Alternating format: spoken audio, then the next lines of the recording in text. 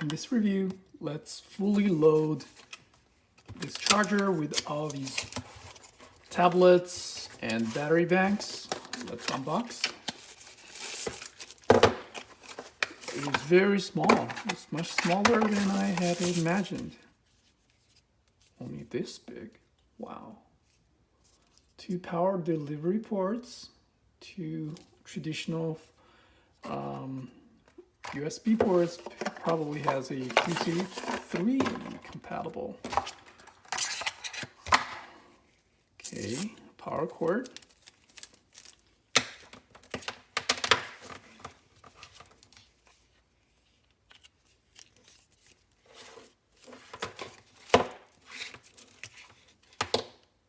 And over there, I got a power meter hooked up, which will monitor the power output. As you can see, when it's connected, it is drawing 0 watts, which is a very good thing. It does not have any kind of phantom power draw. All right, let's connect the first item, the battery bank, which is fully depleted, only 1 bar. Okay, it's taking like 12 volts. And we have the old tablet. That is a Android tablet with Type-C port, but only have a this kind of Type-A cable. The output increases a little bit. Okay, let's connect a iPad to its USB port. Okay, I'm running out USB ports. Let's try this one.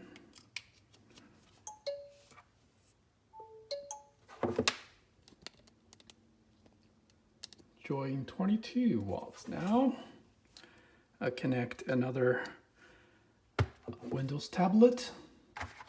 Let's watch the power output.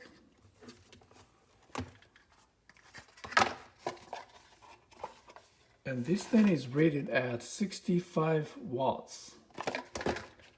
Okay, 37, 38. I need to figure out how to maximize the entire power output. Perhaps I'll just connect my MacBook Pro.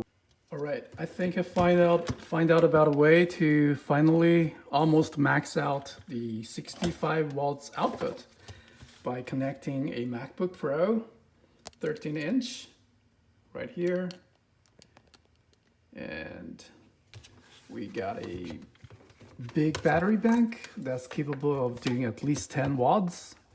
iPad Air. We got another laptop that takes Type-C input. So we have 2 Type-C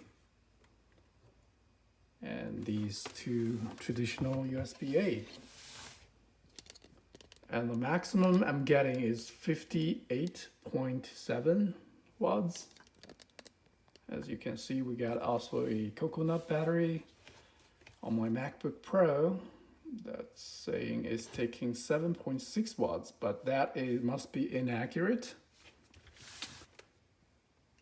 I'll do a Type-C meter here and see what we got.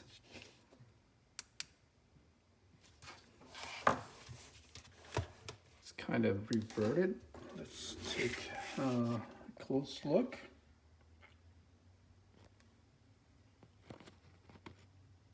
$33 watts.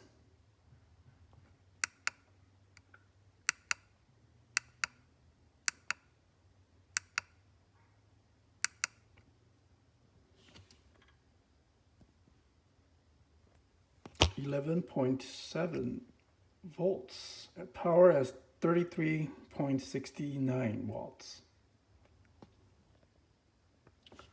Not bad, but isn't great. Not as fast as the original charger, but not bad for the total output of 60 watts. And this one still goes around 33.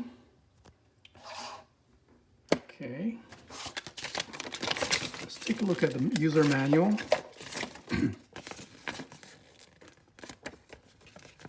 DP output. This is 65 watts combined. All right. Of course, it would have to delegate all the power to individual ports. If I unplug my MacBook Pro, the voltage should drop. Yeah, that's dropped from 58. Let me plug in again.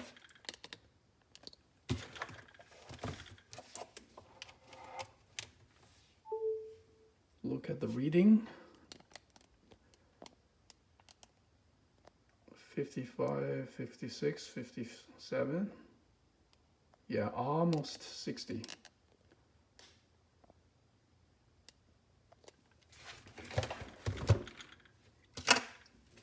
And this guy probably isn't doing 30. We can find out by connecting the power meter again.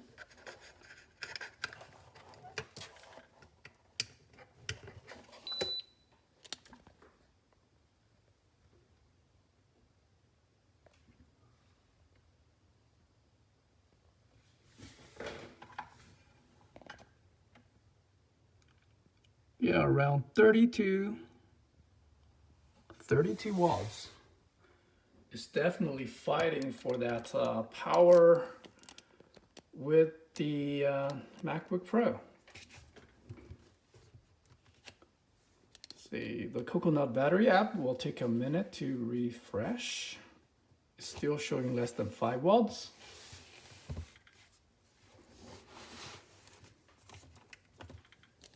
And the power meter is around almost pushing for 60 watts.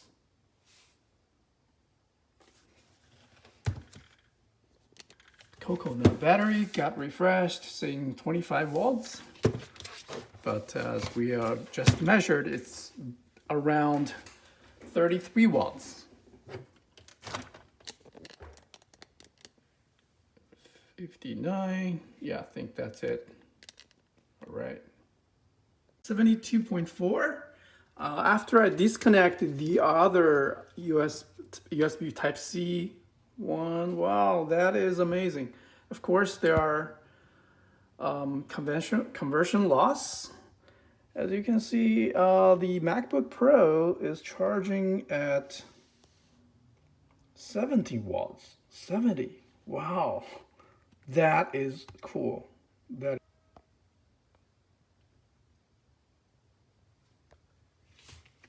So this is from this little charger, GaN Tech. 72 watts from this little guy. And after disconnecting the Type-C for this little laptop here, I unplugged it. All the juice basically goes to the MacBook Pro 13-inch, and I am getting fantastic results. Almost 71 watts. Amazing. That's some serious output. But you would have to dedicate this one Type-C port to the MacBook Pro. Let's see if I connect this laptop once more. Looks like this thing beeps for once. And the input drops to 33, and the overall voltage dropped too. I unplug it, see what happens. It won't go back up, I think. It won't go back up unless I unplug this. See, it's staying okay. 48, 49, 50, keeps going up. It's gonna hit 70, I bet. 70.79 watts. Yeah, I think that's the true potential of this. If you want to use it as a MacBook Pro charger, then definitely don't share the other Type-C port with it. you're not gonna get the full speed charging experience. So this is much better. Like and subscribe. Thanks.